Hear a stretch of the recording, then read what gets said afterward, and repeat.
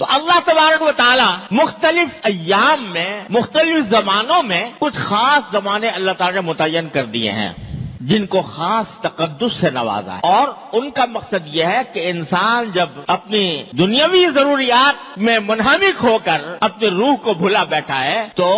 اس کو پھر واپس لایا جائے اور روحانی ترقی کی طرف اس کو متوجہ کیا جائے۔ اس کے لیے اللہ تعالی نے کچھ دن مقرر کر دیے، ورنہ دن تو دیکھو سب ایک جیسے ہیں، رمضان کا مہینہ ہو یا غیر رمضان ہو، سورج طلوع ہوتا ہے اور غروب ہوتا ہے، دن میں اجالا ہوتا ہے، رات میں تاریکی ہوتی ہے۔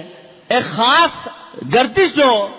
شمس و قمر کی ہے وہ اسی طریقے سے چلتی رہتی ہے، دیکھنے میں رمضان کے دن میں اور غیر رمضان کے دن میں کوئی فرق نہیں۔ لیکن اللہ تبارک و تعالیٰ نے اس رمضان کے مہینے کو کہہ دیا یہ میرا مہینہ ہے، یہ میرا مہینہ ہے،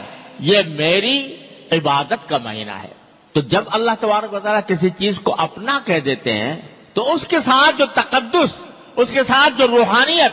اور اس کے ساتھ جو عظمت وابستہ ہوتی ہے وہ عام چیزوں کی طرح نہیں ہوتی۔ دیکھو کعبہ شریف کو، کعبہ شریف کی عمارت کو دیکھو، اس میں وہی پتھر وہی سیمنٹ جو عام عمارتوں کے اندر ہوتا ہے،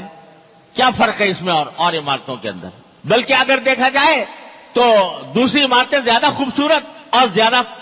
شاندار نظر آتی ہیں بنسبت کعبہ شریف کی عمارت کے۔ لیکن میرے مولا نے کہہ دیا کہ یہ میرا ہے، یہ میرا گھر ہے، بیت اللہ، یہ اللہ کا گھر ہے، اپنی طرف نسبت کر دی۔ اور جب اپنی طرف نسبت کر دی تو اس کے ساتھ جو تقدس وابستہ ہوا، اس کے ساتھ جو لذت ملی، اس کے ساتھ جو حلاوت ملی، اس سے جو روحانیت وابستہ ہوئی، ساری کائنات کی اعلیٰ سے اعلیٰ عمارت بھی اس کا مقابلہ نہیں کر سکتی۔ ایک جا کر آدمی وہاں عمارت کو صرف دیکھتا ہی رہے، اس عمارت کو صرف دیکھتا ہی رہے تو اس کی روح پرورش پا رہی ہوتی ہے۔ اس کو اللہ تبارک و تعالیٰ نے ایسا تقدس بخش دیا۔ تو جب کسی چیز کو اللہ تبارک و تعالیٰ اپنا کہہ دیں یہ میری ہے تو اس سے جو تقدس، اس سے جو روحانیت وابستہ ہوتی ہے وہ اور کسی چیز سے نہیں ہو سکتی۔ تو رمضان کا مہینہ بھی عام مہینوں کی طرح تھا، لیکن میرے مولا نے کہہ دیا یہ میرا مہینہ ہے، میری عبادت کا مہینہ ہے۔ تو اب یہ رمضان کا مہینہ عام دنوں سے ممتاز ہو گیا، اس کی عظمت، اس کا تقدس، اس کی روحانیت سارے دوسرے ایام سے بڑھ گئی۔ اور مقصد یہ ہے، اس رمضان کا مہینہ لانے کا مقصد یہ ہے کہ میرے بندو تمہیں میں نے کھانے پینے کی اجازت دی تھی، تمہیں میں نے روزی کمانے کی اجازت دی تھی،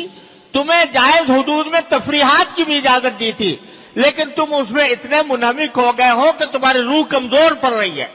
اب واپس آ جاؤ، ایک مہینے کے لیے اس طرح واپس آ جاؤ کہ اب جو کام کرو وہ تمہاری روح کو تقویت پہنچائے۔ تھوڑا سا مادی لذتوں سے تھوڑی دیر کے لیے اپنے آپ کو فارغ کرو، اور اللہ تبارک و تعالیٰ کی عبادت میں یہ مہینہ اس طرح گزارو کہ تمہاری روح تقویت پائے، تمہاری روح کے اندر بالیدگی ہو، وہ تمہیں روحانی ترقی حاصل ہو۔ یہ ہے در حقیقت اس رمضان المبارک کا فلسفہ اور اس کی حکمت کہ اللہ تبارک و تعالیٰ نے یہ مہینہ